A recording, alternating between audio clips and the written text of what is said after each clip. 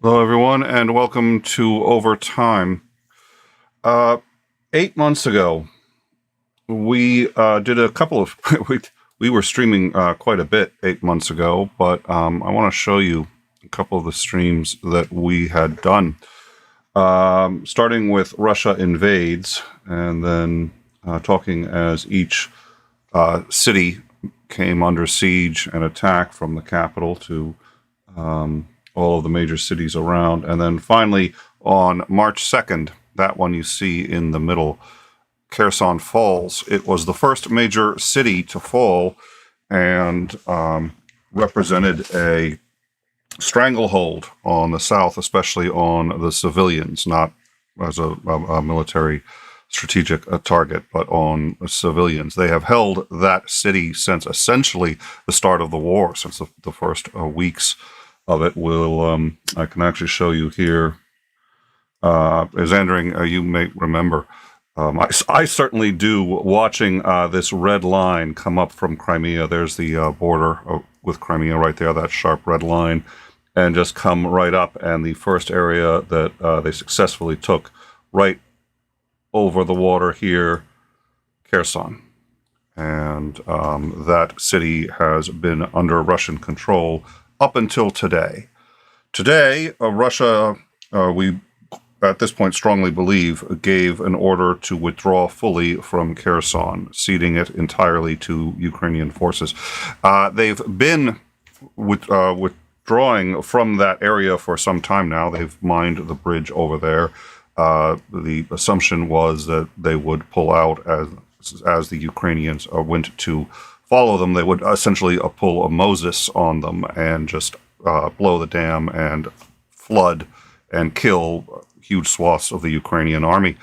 The Ukrainians, believe it or not, figured this out and have not been pursuing them quite in that way. It's been mostly ranged attacks. That is still a possibility. It is still possible that they're going to blow the dam. That would be very much in keeping with what they've been doing. But we now have a very high level of confidence that the order has been given to withdraw. This is considered at this point one of the most humiliating defeats for Putin, and the loss of the very first major city that they conquered.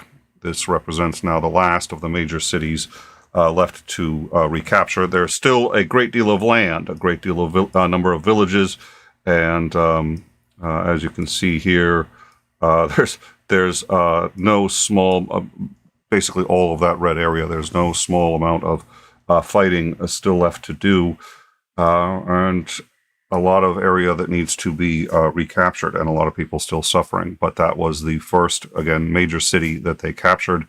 And today, we believe they have ordered a complete withdrawal from it.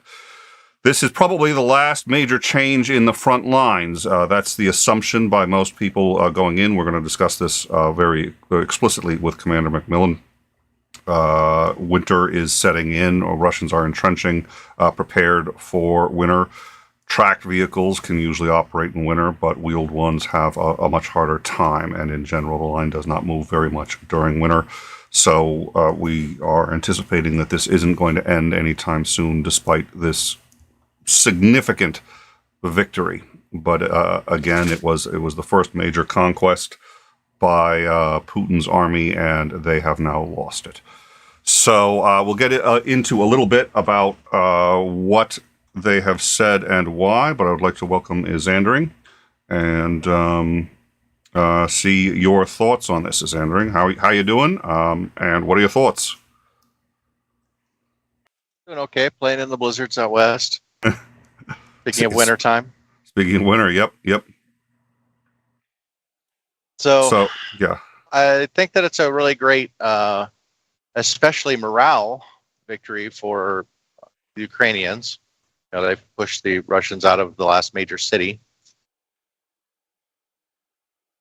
I think that this could potentially signal one of two things. Either they're trying to regroup and they're pulling back and they realize that we can't really hold this. So rather than, get even more humiliated, let's pull back and regroup someplace through the winter. It could also be trying to get Russian troops out of the way of perhaps more aggressive bombing tactics. They don't want to bomb their own portions of the army. That's probably unlikely, but it's a possibility. But it is definitely a good morale boost for the defenders there in Ukraine. They're making some pretty significant headway, and I think they have a good reason to at least celebrate a little bit tonight. A Russian defense minister. Oh dear Lord, I lost his name, and I certainly hadn't memorized it. And I apologize. I'm a little low energy. Yes, we were up very late last night. It was actually it was an excellent show, especially for coverage, which is usually dull and boring.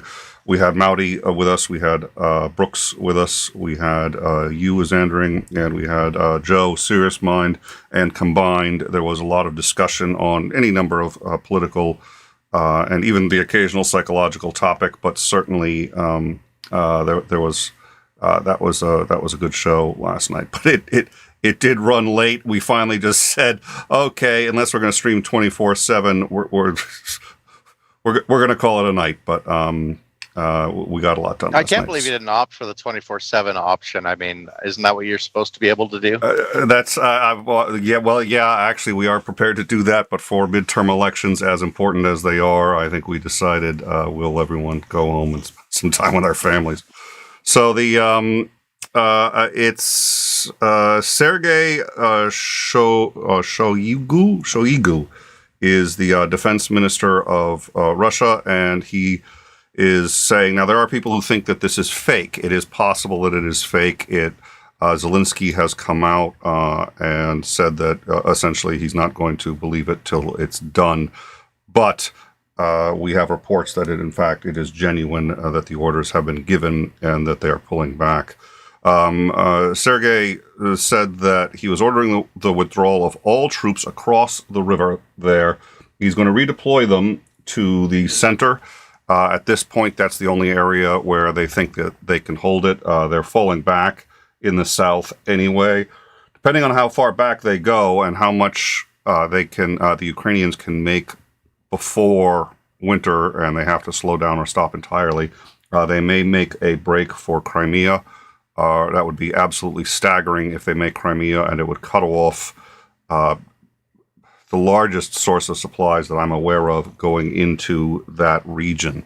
You can see here, so Crimea is this kind of little island, almost island area right here, and they are abandoning Kherson, which is most of this area. That means, I would guess, at least a third of this pink area is going to vanish and turn white and go back to Ukraine. So the question is, how far do they go before they get to Crimea? And at any rate, that means the supply lines are all going to be able to be targeted. Now, Russia can still supply from the back here, but there are complications with that. We've discussed it before.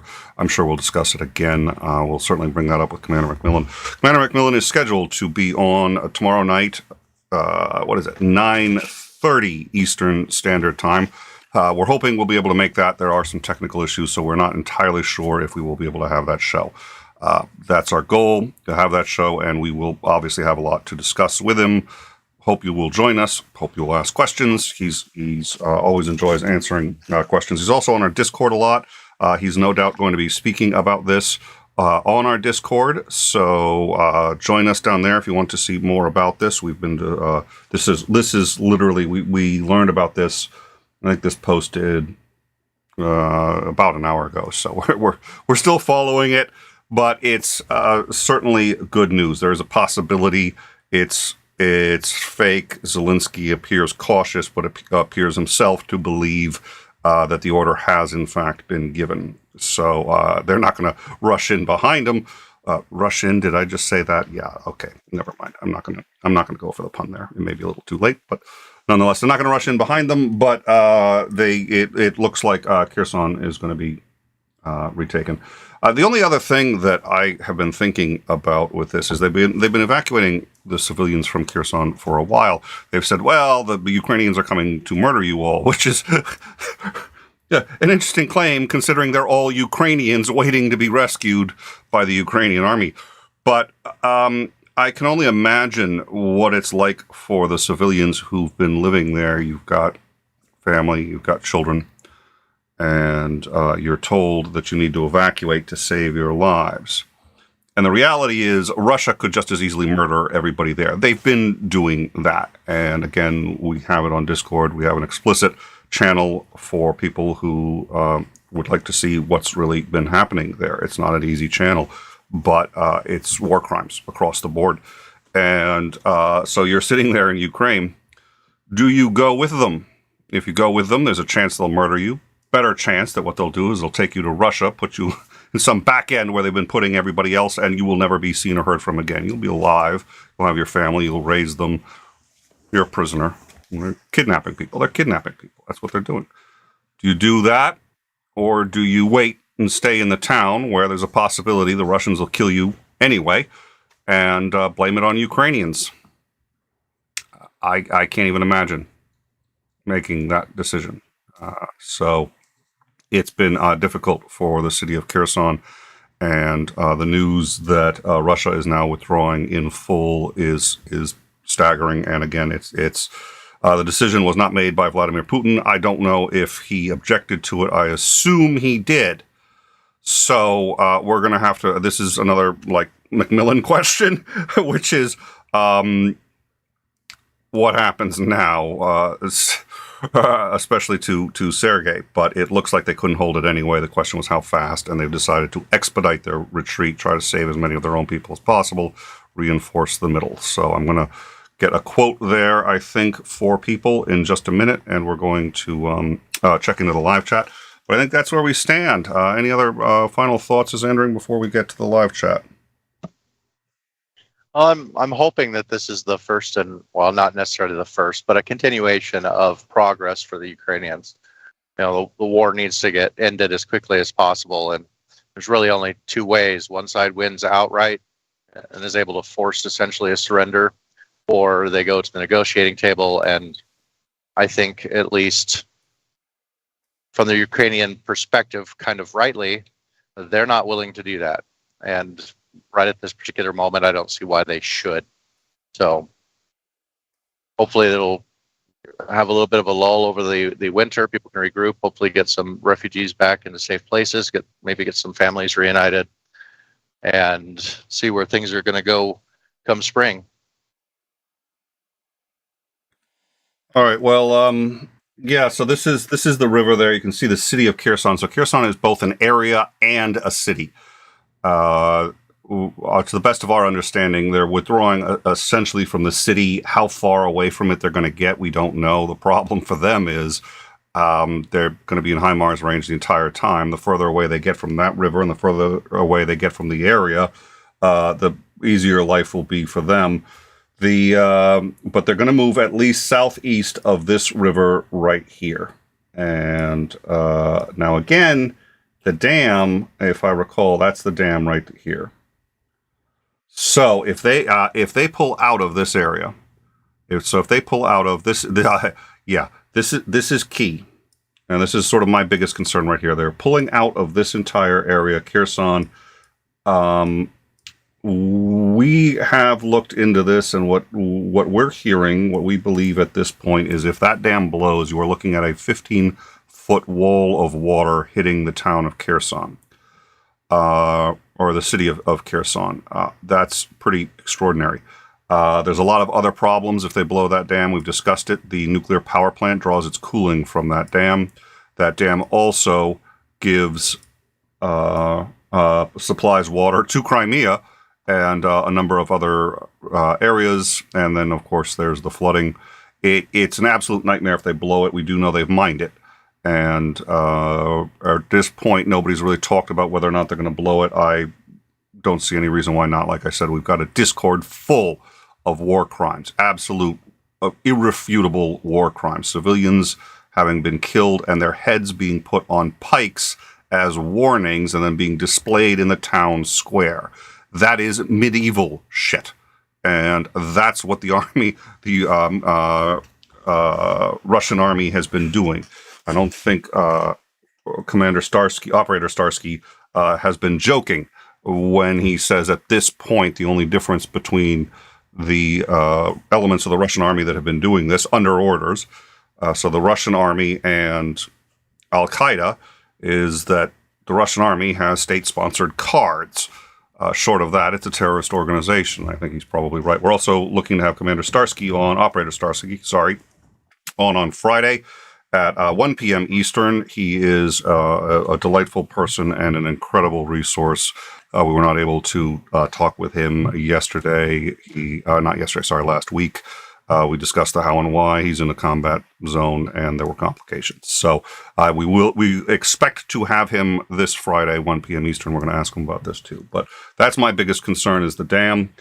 Zelensky has made it clear that he is anticipating. So Zelensky has confirmed, to the best of my knowledge, that he's aware that the order has been given, but he also has said that he believes that this could easily be a trap.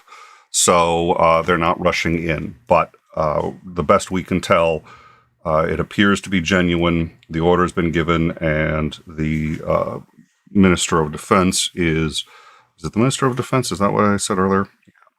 Neutral, apologies. Is reshuffling troops to protect the middle and keep themselves from losing any more there. That's going to go into Donetsk and Luhansk. Those are the two areas that are essentially have been trying to break away. At least part of them have been trying to break away from very early on. That's always been in contention. There's been a war there on some level for quite some time. It's just the Russians haven't been a part of it.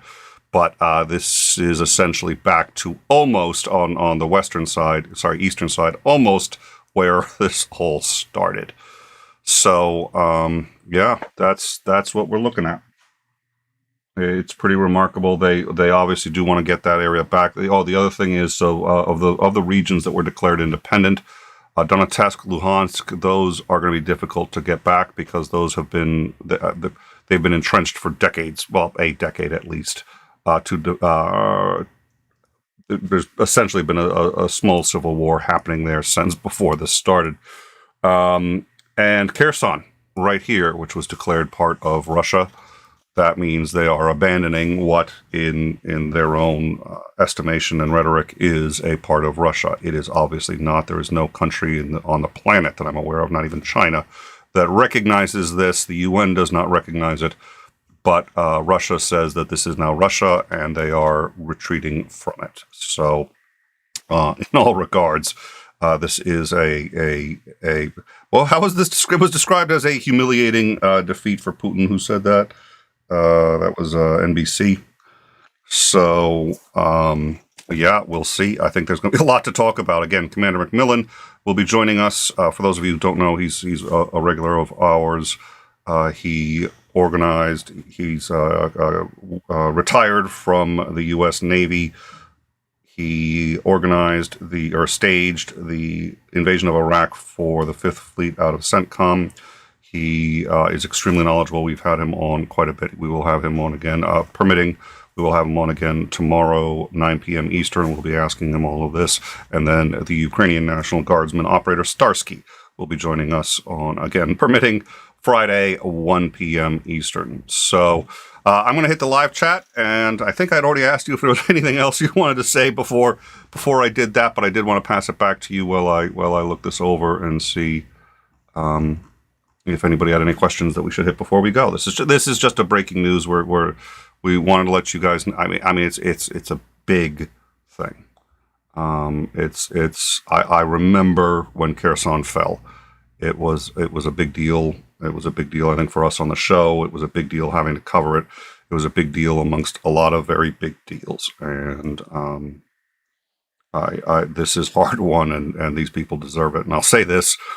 Too often, the good guys lose anyway. It's in my estimation, out of 100 times, the good guys will win 55. That's it. Just being the good guy is no guarantee that you're going to win. History is rife with the good guys losing. I think most people want to see the good guys win, and I think that's enough help that if that's enough, it pushes it forward. But this has been by no means guaranteed. The war is not yet over. But I think this is a good day for Ukraine, and I'm very happy for them. So I'm sorry. I did my usual. So, Xandring, could you tell us your thoughts? But before you do, let me rant for 20 minutes.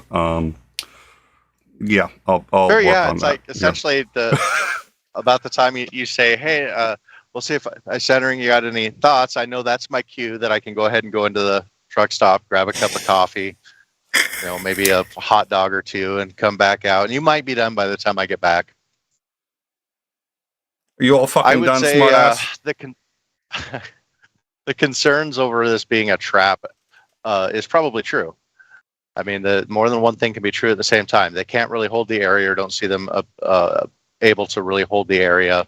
So if they've got to give it up anyway, they might as well give them a loaded grenade. They've mined the dam. Maybe they're hoping that they'll try to disable some of those and fail and end up blowing the dams themselves. They could have some remote detonator. They may. I mean, there's any number of possibilities where they may be setting it up that we can't really hold it, but we're going to make sure that it's a grenade that we leave behind that you may not be able to defuse. So, Do you remember the range of the HIMARS that we gave them? I want to say 80 miles, but that may be the max range on the systems we've denied them. I'll explain why that's important in a sec, but do you remember? I keep thinking the number that keeps popping into my head is 65 miles, but I don't know that for sure. I think that's right. So I think, okay. So I think it was 50 to 55 or 50 to 65 miles is the range of the HIMARS we gave them. The normal range of HIMARS is about 80 miles. The reason we have not given them the advanced 80-mile HIMARS is really simple. They have promised us, they have guaranteed that they will not strike inside Russia with U.S. equipment. We don't care. We don't want it to happen.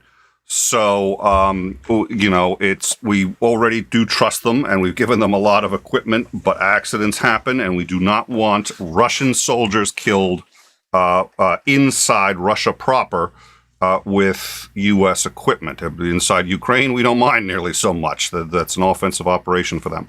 But inside Russia proper, I have no doubt in my mind Zelensky would keep his word on that. But you never know what's going to happen. So we have limited the range of the artillery that we've given them explicitly so that they cannot hit Russia.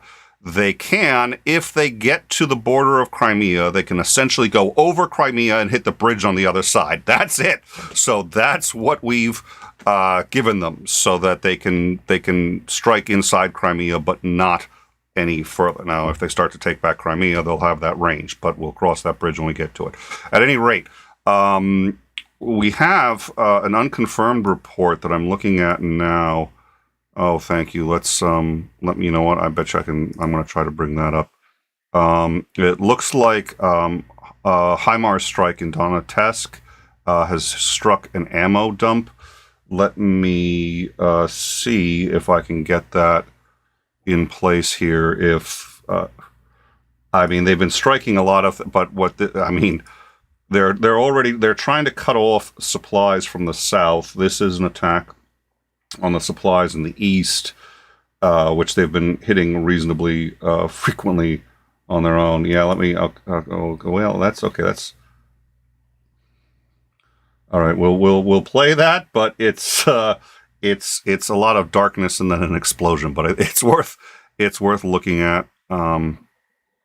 Yeah, so thank you, Titan. Titan has sent us a few things, so let me get into that. But it looks like this hasn't been confirmed. It looks like there's been a HIMARS attack on.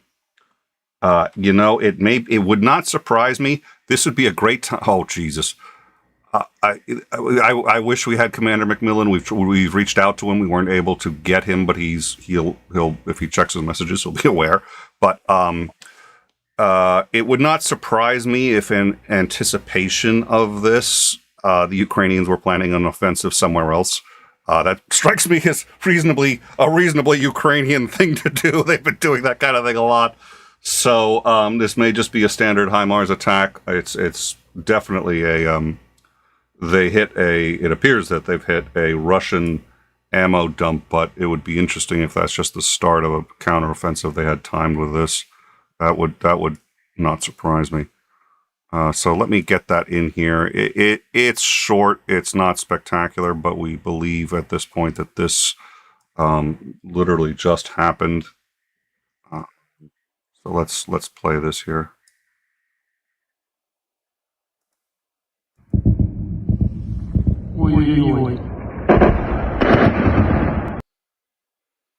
Yeah, so that's that is purported to be HIMARS striking a Russian ammo dump in Donetsk, which also means that that means they're HIMARS o'clock in Donetsk. Yeah, it means then that they're trying to push back that center line. It's really interesting because Zelensky's done a lot of very bold things, and he's worked with them. But there's bold and there's crazy, and he hasn't done anything crazy. And my understanding is it would be crazy to continue too much further at this point with winter coming. So my suspicion is, and he's been slowing down. If he starts another offensive in the middle, I mean, God bless, but I don't want to see him do something stupid. We'll see. I don't know. This is all beyond me. We'll ask Commander McMillan on this. So, yep, there you go. That's it. So, thank you all for joining us. It was, I think, we streamed the fall of Kherson. I wanted to stream the liberation of Kherson, and the order appears to have been given. And from what they've been pulling out of there for a little while now. Anyway, they've just been doing it slowly. What this appears to be is a complete order given a few hours ago to withdraw completely. Huge victory at this point. It looks like the likelihood is quite strong that it's legit. We'll see what happens over the next few hours and the next day or two, but I'm cautiously optimistic. I do think both Starsky and McMillan will have a lot to say on this. So we'll look forward to seeing you guys tomorrow and the day after. Any final thoughts? Xander, any final thoughts? Anything you want to say at all? I mean, just no. We're waiting to hear from you. What? Huh? Now you're gonna make me feel guilty. Is it time for me to go get coffee? Yeah, smart ass. Jesus. No, why don't you grace us with your and then go. Okay.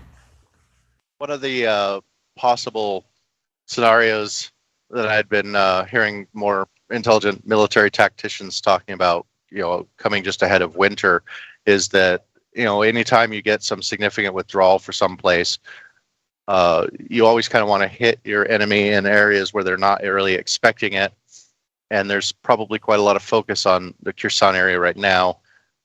So they could have had a pre-standing setup so that if they're managed to achieve any more significant withdrawals, that they would have certain supply areas targeted to go after, just to create a little bit more chaos and to try and limit the number of supplies heading into winter.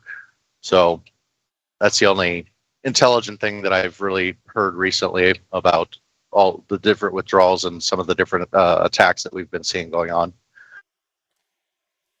Yeah, let's make that clear. So they are surrendering the city. That means that they are, and that's a military term. That means they are. It's not that they're putting up the white flag and the troops are giving up. Although I strongly suspect some are. Yeah. So just to make that clear, they are not surrendering in Kherson. They have they're essentially abandoning the city. They're surrendering the position. I don't think there's any number of ways to put it. But we've looked at this from a couple of different sources now, and nobody's suggesting that they've actually surrendered. They've abdicated isn't the term I'm looking for, but they've essentially admitted they can't hold it anyway, so they're going to leave before they just get murdered. Is essentially what they were going to lose it anyway, so they're ceding the city, and so let's be clear about that. We generally call it a tactical repositioning. A tactical repositioning. Well, and Russia's been doing a lot of that. They've been negatively advancing for quite some time. strategic, strategic advances in reverse. I think we should. It's been a glorious sight to see, and they have been chased by terrified Ukrainians. That was the I think that's in the Discord too. It was the official press release from Russian media. I swear to God, it was out of Orwell. Which is, I mean, Orwell was writing about Stalin, so yeah, but it was you couldn't make it up. And Macmillan's telling me this is like, you're joking. He's like, no, he sends me the thing.